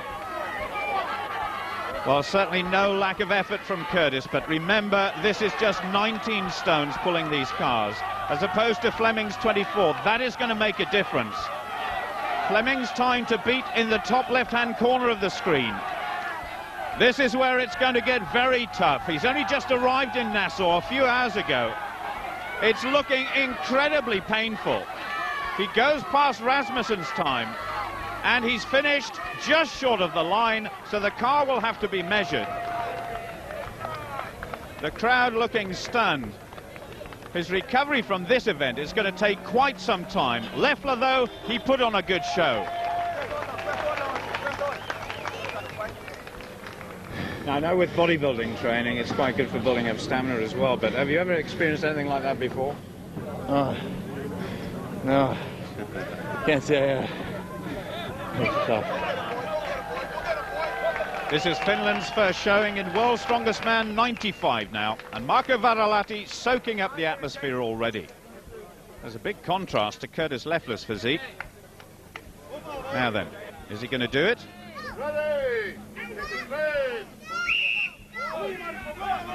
Look at this, he's certainly blasting his way over the first part of the course, taking very short, sharp strides. He's absolutely eating up the ground. Finland have always produced some fantastic strong men, and Varilahti already looking as though he's carrying on that tradition. The time is going to be very fast.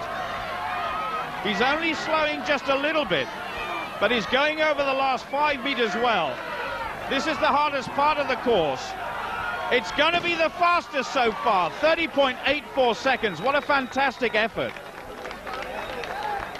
There was only a little stumble near the start, but otherwise this was tremendous technique. And with only Forbes Cowan to go, the Finn has already got some good points on the board.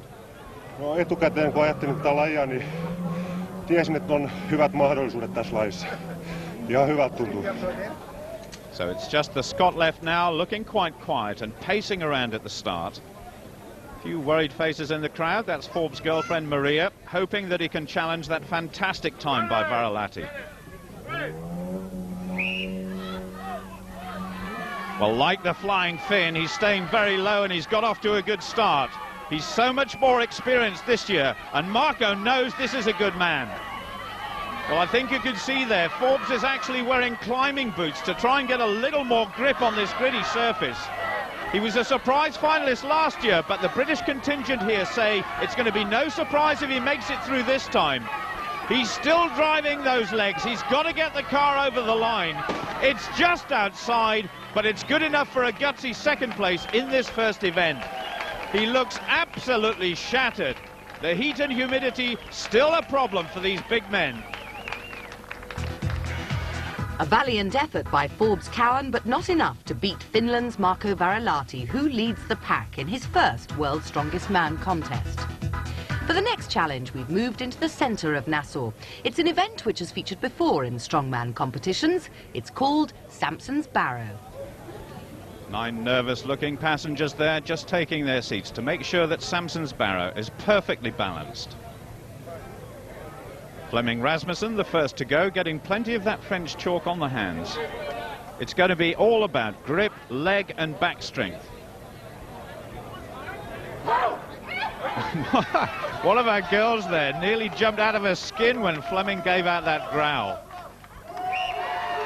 There really are a few nervous passengers on that wheelbarrow. We've actually seen a few near crashes in this event in the past. Now come on, Flemming, you can keep going. He's not supposed to slide it though. He must lift it up and carry on, but the wheelbarrow is down again. He's actually sliding it over the line, 17.64 seconds, but with a technique I'm not sure the judges are going to be too happy with. Well, Flemming looks very pleased, but he may risk disqualification because of this sliding technique over the line. We'll have to wait and see what happens. Forbes Cowan just asking referee Edmonds for clarification on the start. He must pick up the barrow and wait for the signal to go. Incidentally, Rasmussen was not disqualified, so his time stands. The grip height there, adjustable depending on how tall the competitors are. Forbes in the past has always been very impressive in these lifting and carrying contests and appears to be going well here. He's really storming down the course, picking up speed all the time. It's so fast, 11.1 seconds. And Cowan's short burst of energy is surely going to bring him some good points in this event. Just watch this. Fantastic by Forbes Cowan. Slightly downhill, so the problem is keeping up with the barrel. It has to go in front, so you've got to keep up with it, or you'll drop it. I've never seen you run so fast. Well, I've got to, it's a qualifying heat, it's the world's strongest man, I've got to run fast. There's Jamie Reeves, former British and world's strongest man, just making a few slight adjustments for our third competitor in Samson's Barrow, the leader after the carpool, Marco Varalati of Finland. Very tall, and as we've seen already, a man who can move very heavy weights at speed. He's accelerating well, but he's got a slight balance problem on that left-hand side. It's going to challenge Forbes' time just outside, 11.48 seconds, and the Scot will breathe a big sigh of relief when he hears the time. Marco veering away off course. That was the difference between the lead and second place at the moment. Well, Curtis Leffler, despite his muscular definition, the smallest of the four competitors here, he needs good points in this event. Oh, this is a very shaky start already. His right hand giving way. This will be a big disappointment to the man from Hawaii. The clock is still ticking away. He has to go again. There's no way he's going to score highly here, and the grip has given out again. Curtis goes away looking very upset about his performance here as we come to the halfway stage of this week's competition. Not a challenge that suited Curtis Leffler. Marco Varelati's again done well in coming second, but this event belongs to Forbes Cowan. Forbes, congratulations. Your first win this year in Strongest Man. Carrying things has always been your strong point, hasn't it? Carrying things comes quite natural to me. I don't know why. So things like the Farmer's Walk, I mean, that's got to be a strong event as well. Farmer's Walk's a really good event for me. I'm expecting to, if I get to the finals, I'm expecting to place high in that event. As it's turning out, these qualifying heats are very tough to get through. The qualifying heats are really hard because they're as heavy as the competition itself. And I mean, everybody's trying so hard. Some people make mistakes, others are not. It's just, you've got to get everything perfect. There's only 4 events. So with 2 to go, it's all square at the top of the table between Scotland and Finland. Denmark are in close contention, but Hawaii has a lot of work to do. Well, after that fantastic performance by Forbes Cowan, we've headed down to the beach for a bit of a breather. The 4th event will take place below me, here on Paradise Island. The small stretch of land is a popular holiday destination, and it's linked to the Bahamian capital Nassau by a bridge. At the water's edge stands the Atlantis Resort, just one of a number of large hotel complexes here which offer a multitude of things to do. The Bahamas contain more than 700 islands scattered across the Atlantic Ocean, though only around 20 are inhabited, so if it's peace and quiet you're after, it's not hard to find. Atlantis Beach is the location for Event 3, Murder Ball, a new event, so how do the strongmen feel about it? I don't know. I haven't tried this event before, but I feel confident. I can still get in the final, and I hope to do well. Well, I've tried this event in Iceland, but it was with a different kind of ball. I'm pretty confident, but I just have to wait and see. I'm not too sure. As you heard, the boys not sure about this one at all. And the first to show us how the Earth moves, Flemming Rasmussen, who's got a 25-kilo body weight advantage over Forbes Cowan. That giant globe, which is weighted down with about 100 gallons of water, has to be pushed out of the circle in your opponent's half, and it's the best of 3 rounds that takes you into the final. Ready? Off we go, and it's Rasmussen with the globe just over the advantage line. It's as simple as that. 1-0 to Denmark. Flemming Rasmussen, believe it or not, a former national 10-pin bowling champion of Denmark. I bet he threw the balls down the alley at an almighty speed. But now Forbes Cowan on the right, looking a little more serious. He must win this one, or it's straight into the playoff for 3rd or 4th place. It's desperate for the Scot. Flemming walks this one out of the circle, and he's gone into the final. A suggestion there of a shoulder injury for Forbes. But this is how Denmark did it. And now Rasmussen will meet either Varelati or Leffler in the final. You think weight is important? Yeah, weight and long arms to control the ball. If you've got long arms, you can feel where the other competitor is going. Marco's a very big man, though. Yeah, but I'm 30 pounds heavier. I'm going to kick him out of the ring. Well, certainly there's no lack of confidence for Flemming. But as he mentioned earlier, long arms are very useful in this event, and nobody has them longer than Marco Varelati, who goes up against Curtis Leffler. I must say, Varelati is looking more and more impressive, and Leffler is on his way out. Varelati's coach Marku there says, well done. Well, if there's going to be a repeat of that speed and aggression, Varelati is going to stroll into the final. Leffler finding the sort of rough and tumble here very difficult, and here he goes again. 2-0 to Marco. There's Ilkka Nimistu, a former Finnish strongman. He gives the thumbs up to his protege, who is getting more and more confident.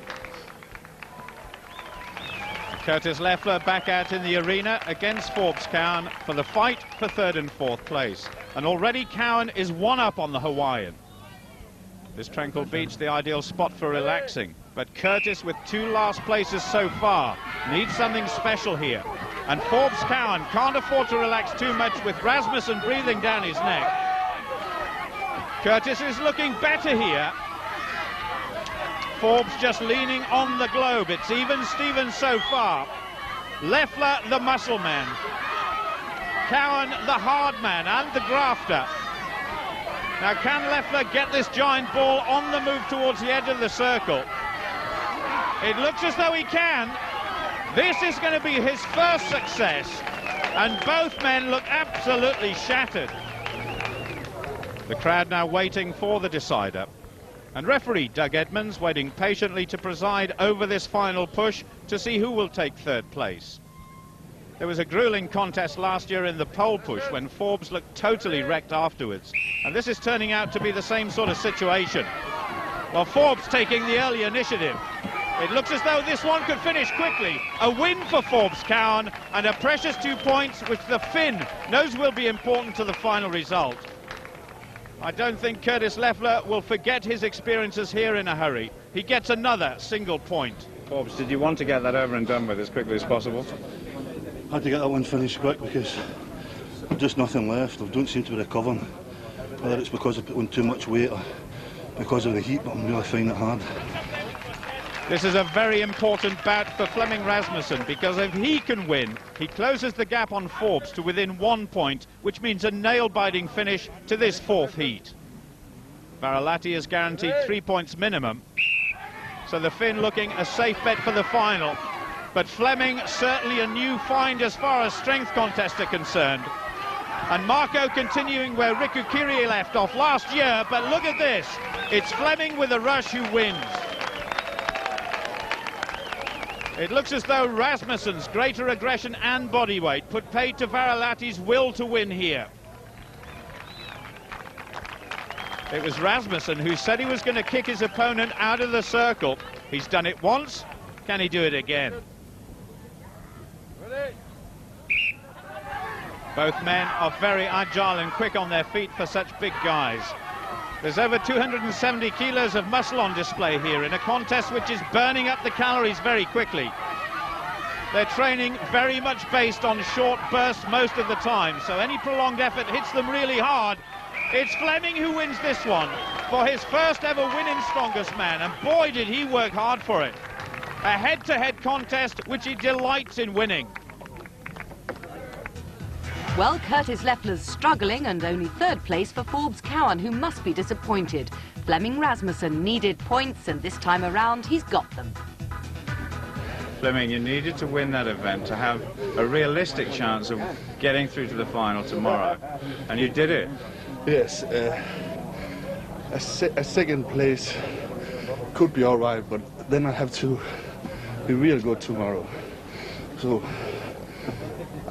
this was my event. I feel very good about it. I think I had control all the time of the globe.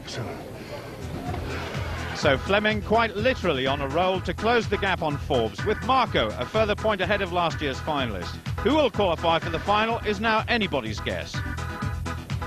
This next event is one of the more traditional strongman challenges. It's called the Atlas Stones. Basically, the competitors have to pick up those boulders and place them on the barrels here. The lightest weighs 95 kilograms, the heaviest 135, which is just under 21 stone. It's not, though, just a test of strength. The main thing is endurance. Atlas Stones is an event that you like, isn't it? I like Atlas Stones. It's usually a good event for me. I've never loaded them before. They usually sit next to the barrels, but it should be okay. What are the difficulties that you foresee with something like this? I think the difficulties will be in the sand, like walking and trying to run in the sand with them. Maybe going over on an ankle or sinking in. Apart from that, it should be safe enough. How are you feeling at this stage, Forbes? It's very close between you and Flemming. Are you nervous? Do you get nervous? Oh, there's always small touch-in nerves there, but you just try to put them behind you and just keep your head together. How about this competition? Is it one that suits you, do you think? I would have thought they all suited me, but as I get to do them, they're not suiting me so much. But The Atlas Stones, how about that one? yeah, you know what? Next year they'll all suit me, but this year it's just an experience. Experience is something Forbes has in abundance. Thanks to the many Highland Games and strength contests, fellow Scot and former shot putter Douglas Edmonds has promoted in recent years. So this definitely should be a good one for Cowan. Curtis Leffler has discovered a different world outside his sport, and next year he certainly should be stronger and wiser. We could have a second British competitor in the final alongside Gary Taylor, but it all depends on Cowan beating Rasmussen. However, if Rasmussen beats Cowan, they draw level on points. But so far, this time, it's all about Forbes Cowan and Scotland. Hawaii finding it difficult. This is number 3. On it goes. Now come on, Forbes. This is where it counts. Leffler still down at number 2, stranded. Now to the last one for Forbes Cowan. This could be worth a place in the final. He's given it 100% effort. He's got it. It's a very fast time. Maria is delighted. Curtis Leffler struggling with the second stone still. Perhaps a slightly demoralizing moment for him, but he now knows what it's like to be part of the biggest strength show on earth. I have to win to be sure to get in the final. If I get second, it depends of Varalati and Forbes, how they are doing. So I must go for the win. Kyllä mä uskon pääseväni, että vaikka mä olisin 3. tässä, niin siinä vaiheessa 3 kilpailijalla olisi samat pisteet. Ja jos se menee niin kuin aikaisemminkin, että aikaisemmat voitot ratkaisee, niin silloin finaalipaikka on varma. I couldn't have put it better myself. These two men know exactly what they have to do. Varalati and Rasmussen making their first ever appearance in World's Strongest Man, and both making a big impression. And both men very tall and rangy, so well suited to this event.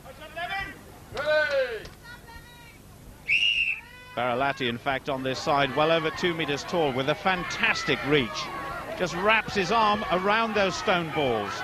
The first one looked very easy. Rasmussen keeping in touch, though. The crucial target in the left-hand side of the screen there, 44.76. That's Forbes Cowan's time. Well, Finland making it look quite easy at the moment, just creeping ahead of Rasmussen.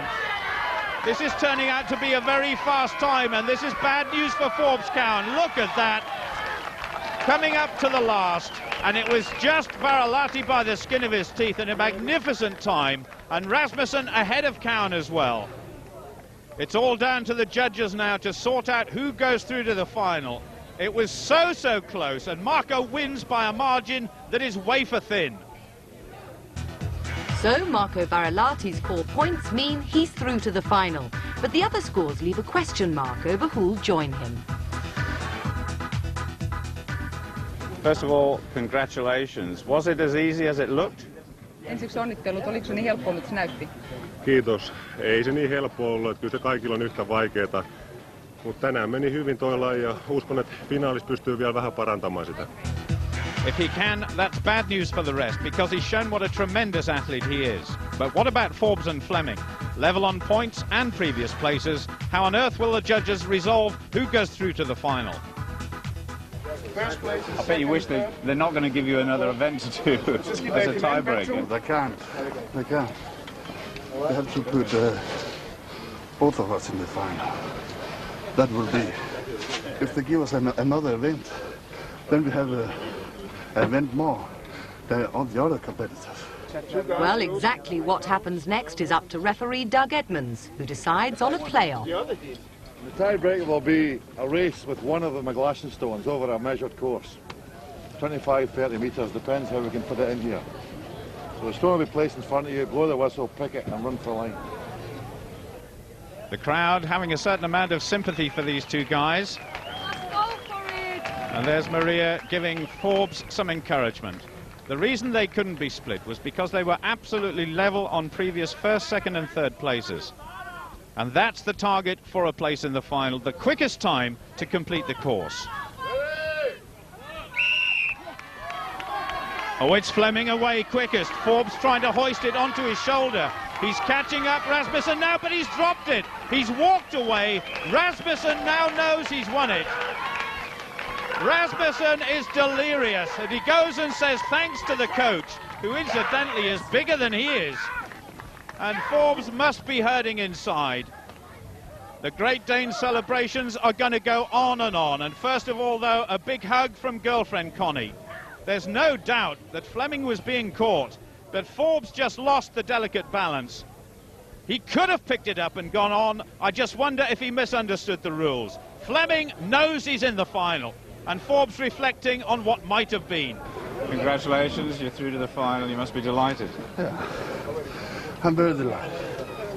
I didn't count to beat Forbes. I didn't think I could do it. Well, the 4 events that you've done, they started off very slowly, but like a good horse in a horse race, you've come through and come through well. First couple of days, I had difficult breathing because of the heat. Oh, relax today, I feel fine. So, a huge disappointment for Scotsman Forbes Cowan, who was literally pipped at the post. The result means that the Dane Flemming Rasmussen and the Finn Marco Verilahti join 6 other strong men who've already qualified for the final. Next week is the last heat, and all the men in it are new to the competition. They include a 6'10" Australian known as Mega Man and a champion arm wrestler, Magnus Samuelsson from Sweden. For now, though, it's goodbye.